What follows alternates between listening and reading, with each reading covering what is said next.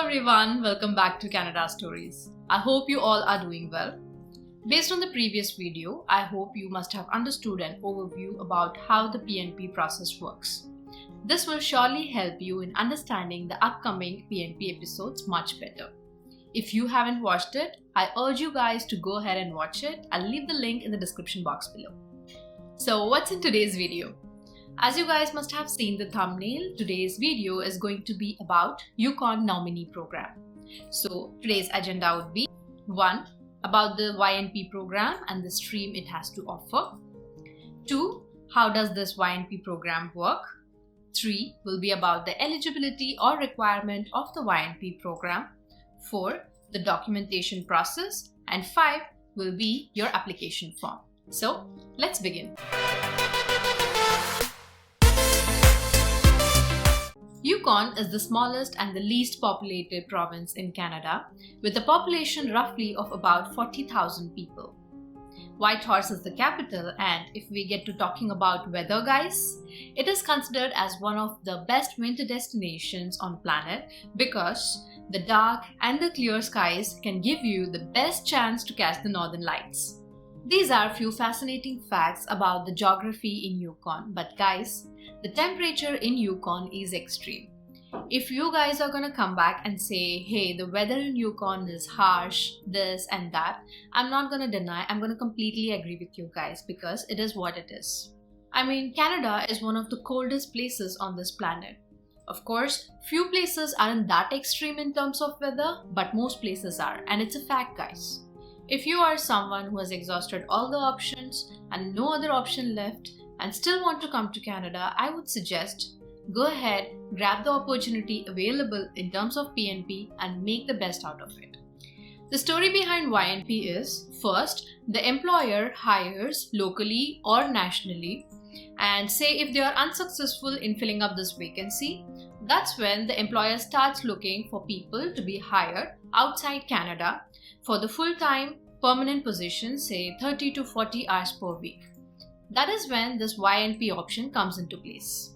So, YNP allows foreign nationals, that is you guys, to come and work here and settle down in Yukon with a long-term goal of establishing themselves as permanent residents of Canada.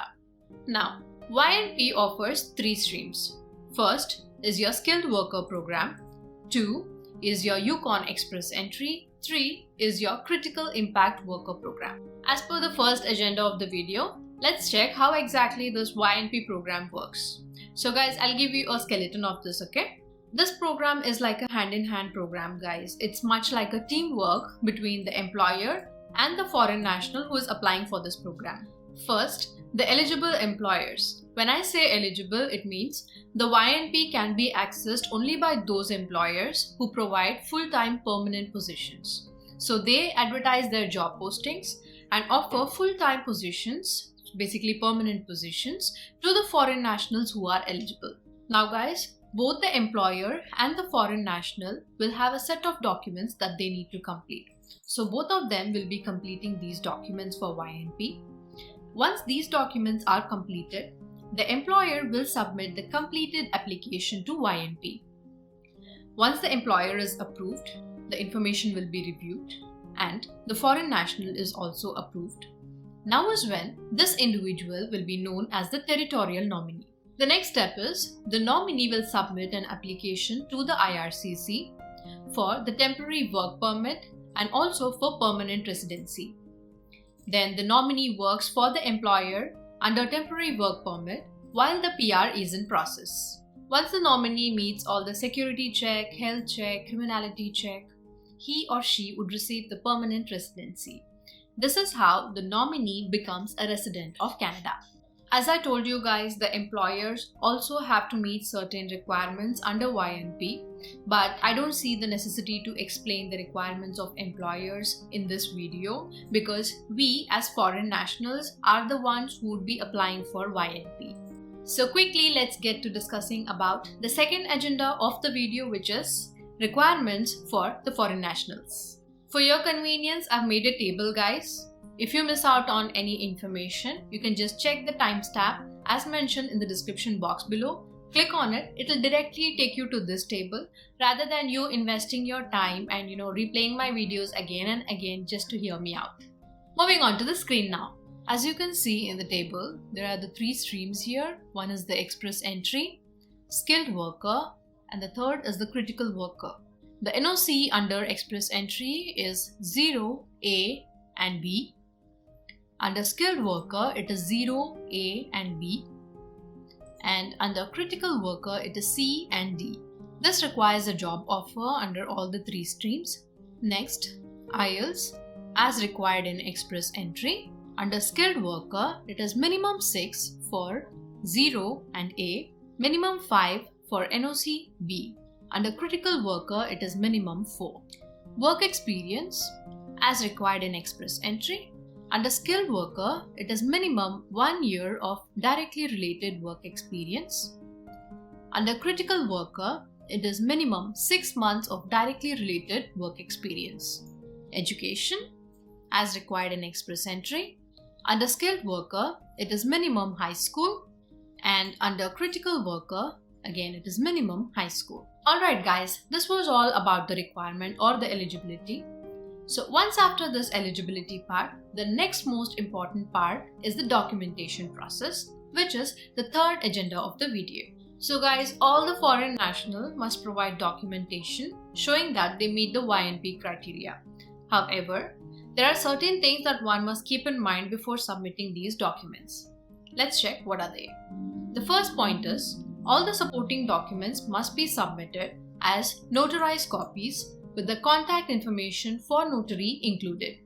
Documents in languages other than English or French must be translated by an accredited translator to one of the Canada's official language, which is French or English. This should also include the contact information, guys, and also make sure you include the notarized documents in the original language along with the translation. Now let's take a look at the documents that are required. Moving on to the screen now. First is the proof of previous work experience with letter confirming previous employment. As mentioned guys, notarized copies only. Documentation must include letter of references from HR or supervisor, and these letters must include company letterhead, job title, start and end date of employment, job duties, contact info of HR or supervisor. Point 2. Additional documents that may be requested are pay stubs, income tax records. Other documents could be requested depending on your profile. Moving to point 3. Educational proof. You need to submit high school certificate or its equivalent. If the position or NOC demands higher education, then please submit educational diploma, certificate, degrees, etc. Guys, if you are seeking a credential evaluation or assessment, then you need to provide the following information along with each of your educational credentials. Name of the organization, physical address, email address, website address, contact name, contact phone number. Other things to keep in mind is, for foreign nationals, passport must be valid. Notarized copies of all pages of passport is necessary. If previously self-employed, certificates proving establishment and good standing of business is to be provided. In case of spouse, marriage certificate, passport, divorce certificate if applicable, must be provided. Valid and notarized copies of all pages of passport must be provided. This info must be included whether the spouse is accompanying the nominee or not. One important note guys, refugee claimant and foreign nationals on temporary visa are not eligible for YNP. In case of dependents, passport or birth certificate or custody papers and or permission from other parent if divorced or separated must be valid notarized copies. This should also state if the child is accompanying the nominee or not. Let's talk about a foreign national to be employed in a transportation industry like a long-haul truck. In this case, the applicants who hold a driver's license outside Canada within the past 3 years must obtain their own driver's record. Next, if a foreign national is to be employed in a daycare industry, they must obtain the child care certificate from Yukon Health and Social Service Department. You can find more details about the same here in hss.yukon.ca. Now that we have our documents in place, let's have a look about the application form. I'll leave the link for the application form in the description box below. Before we get started, guys, there's something you need to know. Your application needs to be in capital letter, guys, and should be printed single-sided. No handwritten applications will be accepted, and the signature should be in blue ink. Guys, pause. Don't you think this is the right time to subscribe to my channel? Subscribe, guys. Moving on to the screen now. This is how the application looks, guys. It's a 14-page application form.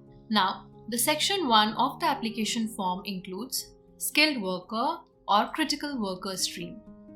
This section includes company info, position info like the NOC code, description about the position, advertising information, foreign national information, and also the declarations by the employer and the foreign national. Original signatures are required both by the employer and the foreign national. Moving to the section 2.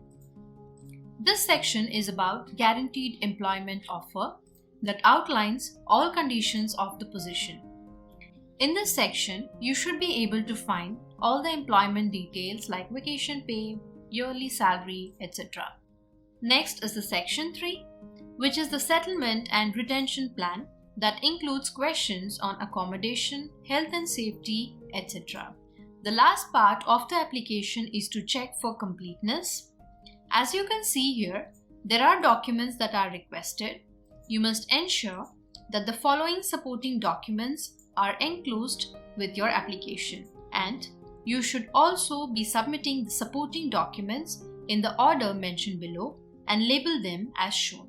For instance, if your application is incomplete, the YNP sends a letter to the employer detailing what is missing.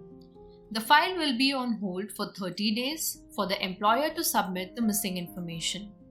If the deadline expires, the application is refused and returned to the employer.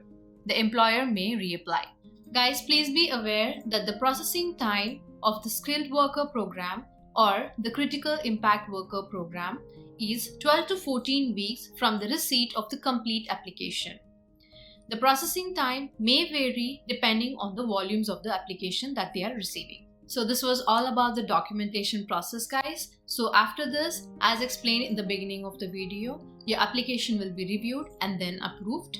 Once the application is approved, guys, you will be receiving 2 letters. The first in support of your temporary work permit, and the second is to be included with the application for PR. Another important note, guys, application for PR should be submitted within 3 to 6 months of nominee's arrival in Yukon.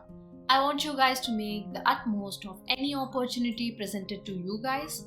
I shared my part of the knowledge based on the research I did. I'll leave a link in the description box below for the handbook so that you guys can also refer to it.